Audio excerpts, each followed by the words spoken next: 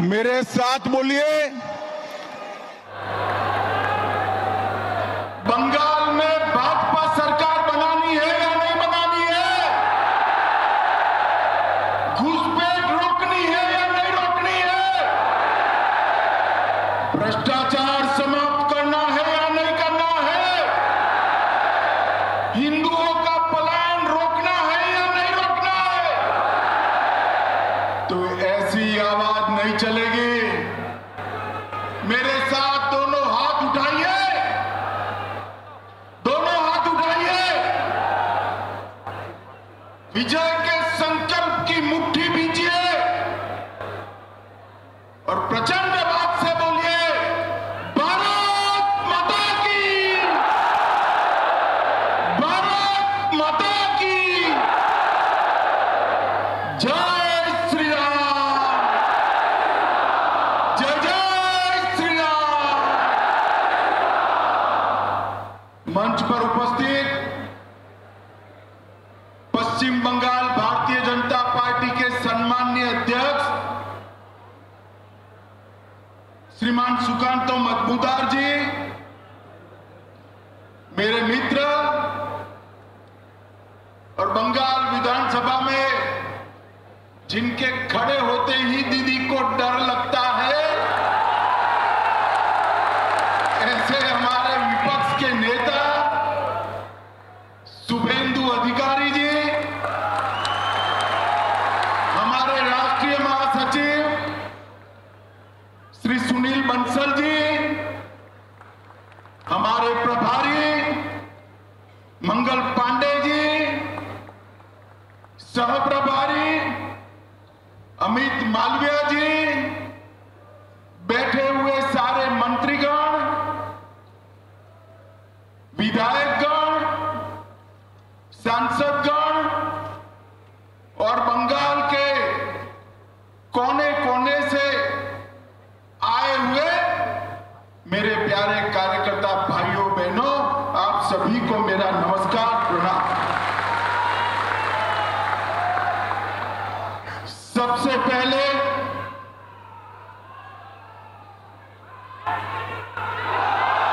अरे अब सुनो भाई सुनो,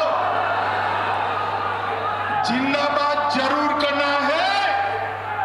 26 में हमारे मुख्यमंत्री की शपथ के बाद करना है। भाइयों बहनों, सबसे पहले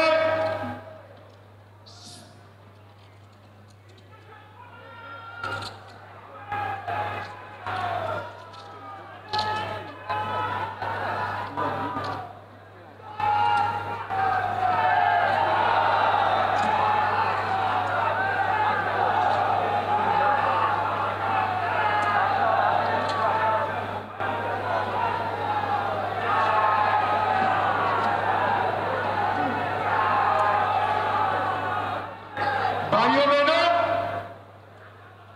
सबसे पहले मैं श्री कालीघाट मंदिर, श्री श्री 108 करुणामयी काली माता मंदिर और दक्षिणेश्वर काली मंदिर को प्रणाम कर कर मेरी बात की शुरुआत करना चाहता हूं। मैं जब ये बंगाल की वीर भूमि पर, संस्कार भूमि पर आया हूं, तब कवि गुरु टैगोर जी, स्वामी विवेकानंद जी, रामकृष्ण परमहंस जी, नेताजी सुभाष चंद्र बोस और हमारी पार्टी के स्थापक स्वर्गीय श्यामा प्रसाद मुखर्जी को प्रणाम कर कर मेरी बात की शुरुआत। वंदे मातरम के रचयिता महान बंकिम चंद्र चट्टोपाध्याय की ये भूमि, जिस भूमि ने सालों तक पूरे भारत का मार्गदर्शन करने का काम किया, चाहे ज्ञान हो, विज्ञान हो, धर्म हो, स्वतंत्रता संग्राम हो, हर क्षेत्र में सालों तक बंगाल ने भारत का नेतृत्व करा और वही बंगाल में कई सालों तक कम्युनिस्टों का शासन रहा और उसके बाद मां माटी मानुष का नारा देकर ममता दीदी है और उन्होंने ये महान बंग भूमि को आज घुसपैठ, भ्रष्टाचार, स्त्रियों पर अत्याचार, अपराध, बम धमाके और हिंदुओं के साथ दुराचार का केंद्र बनाकर रख दिया है। दुराचार का केंद्र। भाइयों बहनों, यही बंगाल में चुनावी हिंसा सेशन के बाद जब टीआर सेशन सीईसी बने उसके बाद पूरे देश में चुनावी हिंसा बंद हो गई। मगर ये बंगाल है जिसमें चुनाव के वक्त और दीदी को विजय मिलने के बाद सैकड़ों भारतीय जनता पार्टी के कार्यकर्ताओं को मौत के घाट उतार दिया। दीदी कब तक बचाओगी उनको? मेरी बात सुन लो, आपका समय अब समाप्त हो गया है। 26 में भारतीय जनता पार्टी की सरकार बनने वाली और मैं सारे हजारों की संख्या में बैठे हुए मेरे मंडल के पदाधिकारियों को यह वादा करना चाहता हूं कि यहां तृणमूल की सरकार जाते ही हमारे कार्यकर्ताओं के हत्या के अपराधियों को जमीन में गाड़ा है तो भी बाहर निकालकर सजा।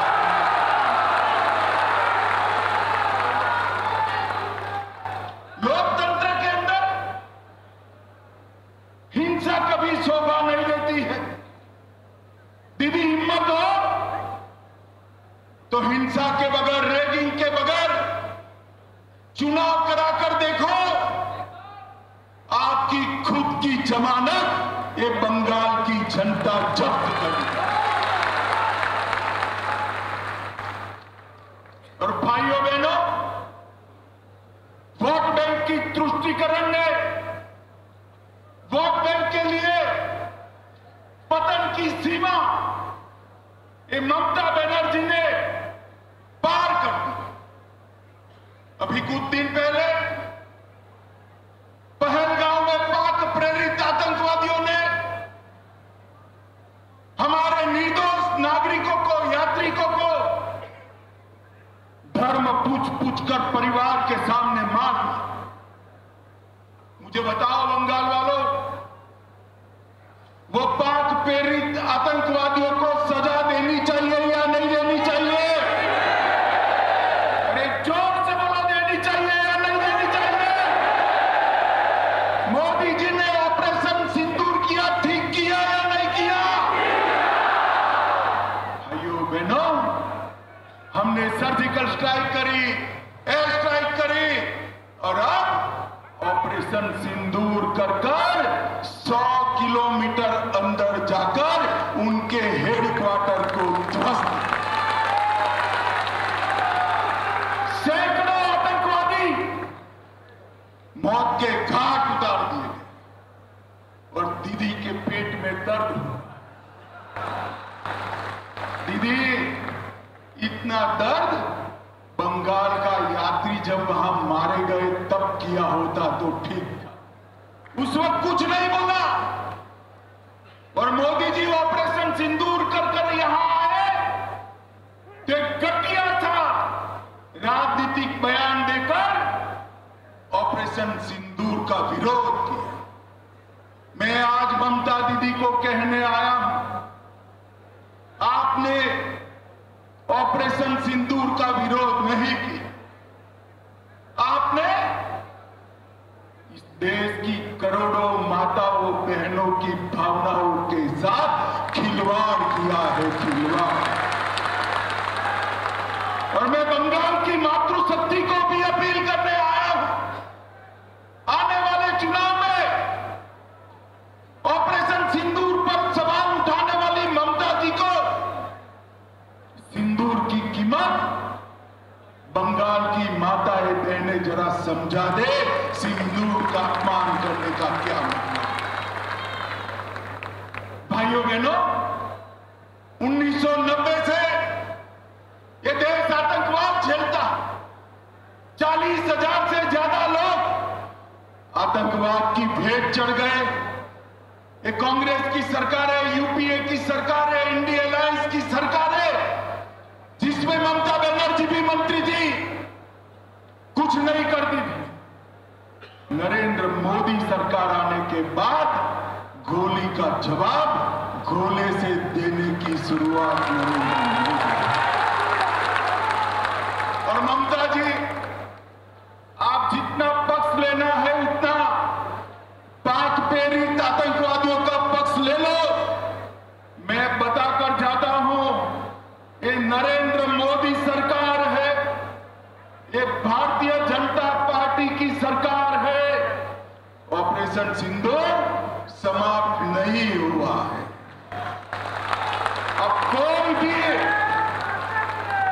कोई भी हिमाकत करेगा तो उसको उतनी ही मजबूती के साथ जवाब देने का काम नरेंद्र मोदी जी करेंगे। मैं आज ऑपरेशन सिंदूर में हमारी बहादुर सेना बीएसएफ ने जो वीरता बताई, वो सभी बीएसएफ कर्मी और सेना के जवानों को दो हाथ जोड़कर प्रणाम करता हूं।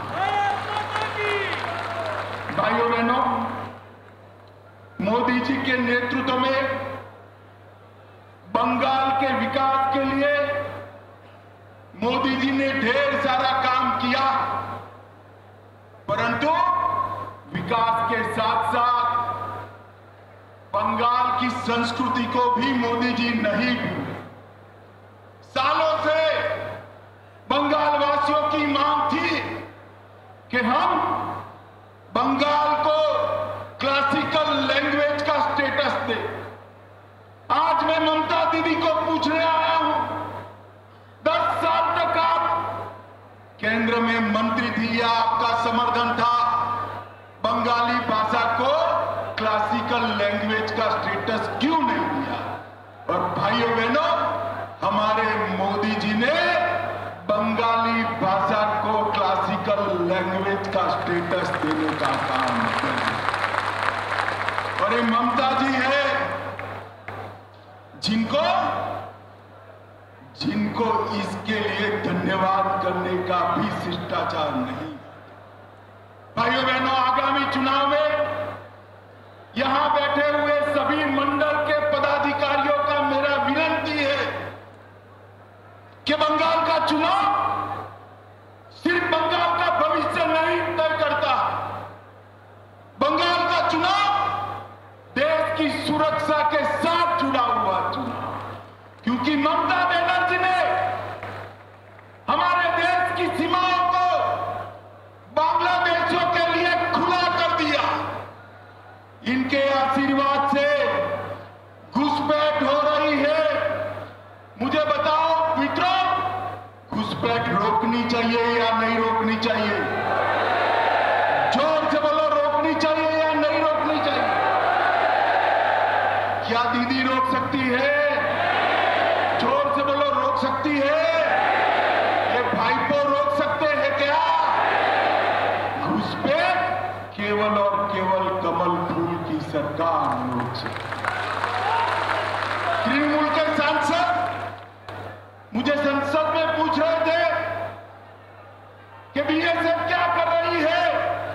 अरे ममता दीदी, हमने आपसे भूमि मांगी है, पूरी भूमि दे दो, बाढ़ को समाप्त हो जाने दो, एक परिंदा भी पैर नहीं मार पाएगा, परिंदा भी। आप जानबूझकर बॉर्डर पर चलती रहे, आपकी वोट बैंक बढ़ती रहे और आपके बाद आपका भतीजा भी मुख्यमंत्री बनता रहे। भाइयों बहनों, ये होने वाला नहीं। ममता दीदी को मैं भारतीय जनता पार्टी का ग्राफ बताने आया हूं।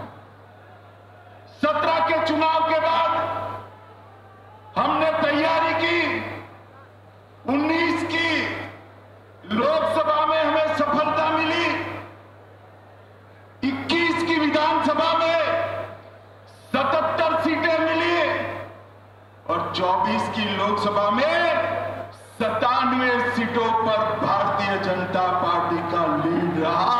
97 विधानसभा सीट और 143 सीटों पर 40% से ज्यादा मेरे कार्यकर्ताओं के परिश्रम के कारण वोट मिले। मैं आज ये नरेंद्र मोदी की सेना जो मेरे सामने बैठी है, भारतीय जनता पार्टी का कार्यकर्ता बैठा है, उसको मैं बताने आया हूं कि थोड़ा फासला बाकी है। आप 40% तो क्रॉस कर गए हो, 4-5% आगे बढ़ना है, 4-5। और अगले चुनाव में हमारी सरकार बनने जा रही। भाइयों बहनों, मैं आपको विश्वास दिलाऊं, 17 में मैं पार्टी का अध्यक्ष था, तब मैंने कहा था यहां हमारी सरकार बनेगी और आज वो दिन नजदीक आ गया है। 26 तक दिन रात एक कर हर एक बंगाल के मतदाता के पास जाइए और नरेंद्र मोदी का और भारतीय जनता पार्टी का संदेश लेकर जाइए। पूरा देश चाहता है कि यहां देशभक्तों की सरकार बने, तुष्टीकरण वालों की सरकार न बने। ये ममता दीदी ने सोनार बांग्ला का स्वप्न तहस नहस कर, भ्रष्टाचार, घुसपैठ, महिलाओं पर अत्याचार, हिंदुओं के साथ अन्याय, इससे इनकी राजनीति चलती है। भाइयों बहनों, ये ममता दीदी ने इनके शासन में एसएससी भर्ती घोटाला हुआ, पशु तस्करी घोटाला हुआ, डियर लॉटरी का घोटाला हुआ, कोयला घोटाला हुआ, मनरेगा घोटाला हुआ, प्रधानमंत्री आवास में घोटाला हुआ, राशन घोटाला हुआ, मिड डे मील में घोटाला हुआ, केंद्र के फंड हड़प कर लिए गए, नगर पालिका भर्ती घोटाला हुआ, गोरखालैंड टेरिटोरियल एडमिनिस्ट्रेशन का घोटाला हुआ, गाय की तस्करी का घोटाला हुआ। हजारों करोड़ रुपया बंगाल की जनता का एक तृणमूल कांग्रेस की सिंडिकेट को भेंट चढ़ी। मैं आज सभी कार्यकर्ताओं को पूछने आया हूं, ये पैसा सिंडिकेट का है या बंगाल की गरीब जनता का है? मुझे बताइए, ये सिंडिकेट का है क्या? जोर से बोले, सिंडिकेट का पैसा है। मोदी जी जो पैसा भेजते हैं सिंडिकेट की भेंट चढ़ना चाहिए क्या? ये पैसे पर अधिकार बंगाल की महिला का है, माता का है, बेटी का है, बंगाल के गरीब का है, बंगाल के युवा का। कलकत्ता के बाजार में युवाओं की नौकरी बिकती है, इनके घर से इतना पैसा पकड़ा जाता है कि गिनने में 27 मशीन थक जाते, मगर पैसा खत्म नहीं होता। भाइयों बहनों, इस सिलसिले को बंद करना पड़ेगा। मुर्शिदाबाद में अभी हिंसा हुई, हमारा गृह मंत्रालय कहते कहते थक गया कि बीएसएफ को बुला लीजिए। हम नहीं बुलाएंगे क्योंकि बीएसएफ आती तो हिंदुओं की रक्षा करता। फिर हमारे कार्यकर्ता हाईकोर्ट गए, हाईकोर्ट के ऑर्डर पर बीएसएफ आई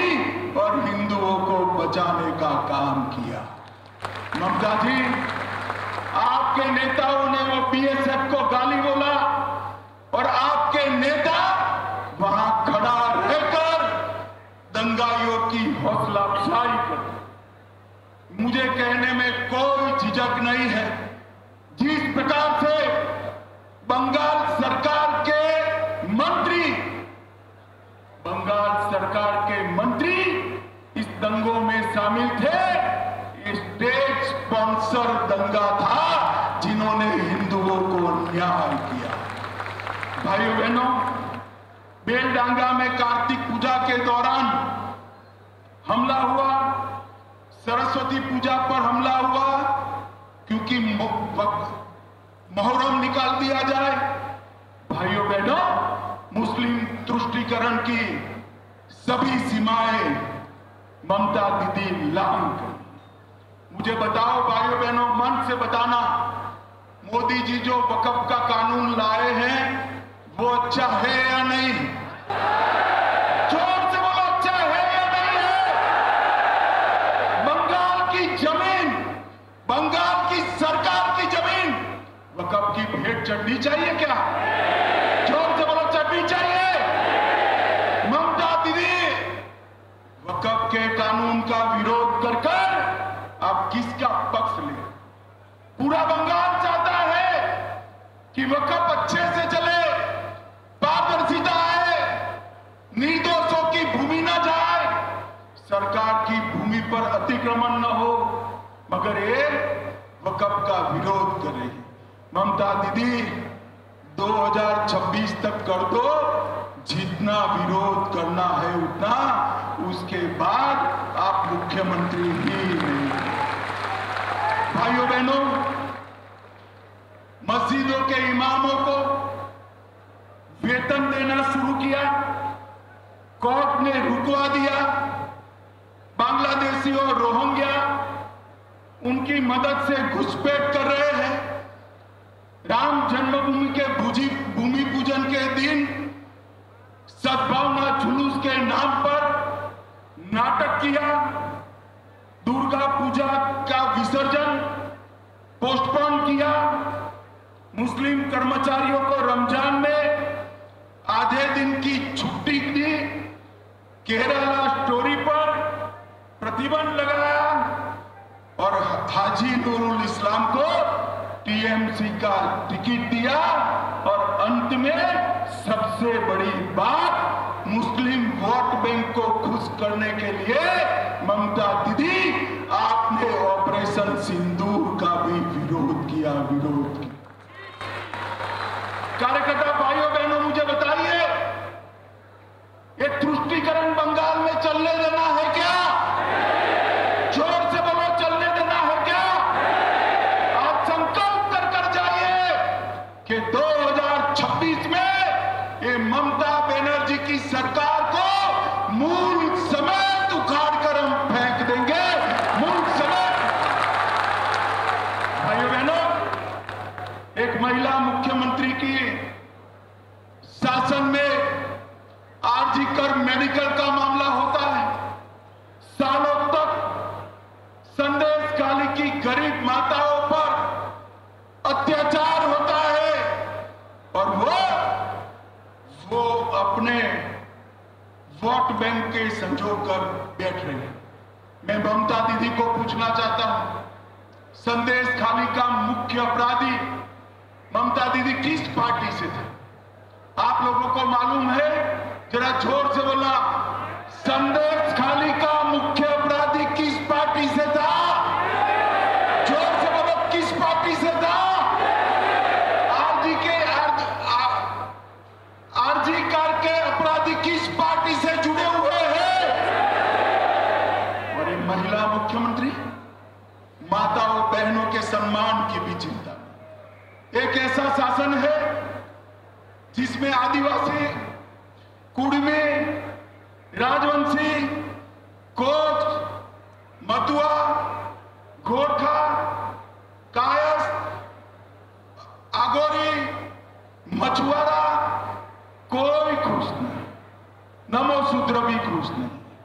और अभी अभी उन्होंने गोरखाओं को तो जितना बदला लेना था वो ले लिया, परेशान कर कोई कमी नहीं। मैं आज गोरखा भाइयों को भरोसा देना चाहता हूं कि भारतीय जनता पार्टी की सरकार में आपके साथ कोई पुलिस केस नहीं होगा, कोई नेता जेल में नहीं।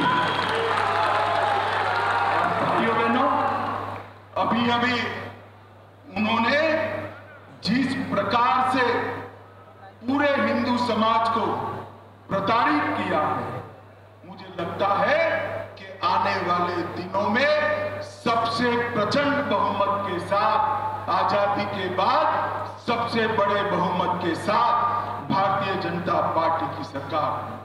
अंत में एक बात कहना चाहता हूं। मेरे पास हमारे शांतनु जी आए थे 4 दिन पहले। उन्होंने कहा, अमित भाई, सारे हिंदू शरणार्थियों को मतदाता सूची से काटने का नोटिस मिला। मैंने शांतनु जी को कहा है, डरिए मत, जिसको नोटिस मिले सीएए का एप्लीकेशन करा दे, मैं उनको नागरिकता देने का काम करूंगा। ममता की नोटिस से किसी को डरने की जरूरत नहीं है। मोदी जी ने सीएए का कानून इसलिए लाया है कि हमारे शरणार्थी भाइयों को मताधिकार मिले, अधिकार मिले। और ऑपरेशन सिंदूर में हमारी बहन के पति को मौत के घाट उतार दिया, उसको 2 दिन में हमने नागरिकता देने का काम भी समाप्त। भाइयों बहनों, अंत में मैं ममता जी को एक सवाल करना चाहता हूं। ममता जी 10 साल तक आप केंद्र में सत्ता पर रही, 15 साल से मुख्यमंत्री है, यूपीए के साथ बैठी है, इंडिया अलायंस का हिस्सा हो। 10 साल सोनिया मनमोहन की सरकार में आपने बंगाल को क्या दिया? भाइयों बहनों, 10 साल में उन्होंने 2,09,000 करोड़ रुपया दिया था। कितना दिया था? जोर से बोलो। और मोदी जी ने 10 साल में 2,09,000 की जगह 8,27,000 करोड़ रुपया दिया। और ममता दीदी, छोटे से छोटे काम का मेरे पास सूची है। आज बंगाल भारतीय जनता पार्टी सूची रिलीज करेगी 8,27,000 करोड़ के कामों की। मैं आपको पूछना चाहता हूं, आपके गांव में पैसा पहुंचा है क्या? अरे जोर से बोलो, पहुंचा है भाई? कहां गया? कहां गया? एक पैसा टीएमसी की सिंडिकेट की भेंट चढ़ गया। मोदी जी 50 लाख करोड़ भेजे तो भी नहीं पहुंचना है। आपको बंगाल की जनता को मोदी जी का पैसा अगर प्राप्त करना है तो कमल फूल की सरकार लानी पड़ेगी, कमल फूल की सरकार। और इसलिए अंत में मैं पूरे बंगाल की जनता को, सभी को 2 हाथ जोड़कर विनंती करने आया। देश की सुरक्षा के लिए, घुसपैठ रोकने के लिए, भ्रष्टाचार को हटाने के लिए, माताओं बहनों को सुरक्षित करने के लिए और हिंदुओं को निर्भय करने के लिए यहां कमल के निशान को मौका दो। हमारे मोदी जी को एक मौका दीजिए। मुझे बताओ सभी कार्यकर्ताओं, आज से 26 के चुनाव के काउंटिंग तक दिन रात अहर्निश हम काम में लगेंगे क्या? अरे जोर से बोलो, पक्का लगेंगे? हम एकजुट होकर ममता की सरकार को उखाड़ फेंकेंगे। मेरे साथ दोनों हाथ उठाइए, उठाइए दोनों हाथ। विजय के संकल्प की मुट्ठी भींचकर राम का जयकारा लगाइए। जोर से बोलिएगा, जय श्री राम, जय जय श्री राम, वंदे वंदे वंदे। आप सभी को नमस्कार, प्रणाम, धन्यवाद। বাংলার আওয়াজ, বাঙালির আবেগ জি 24 ঘন্টা।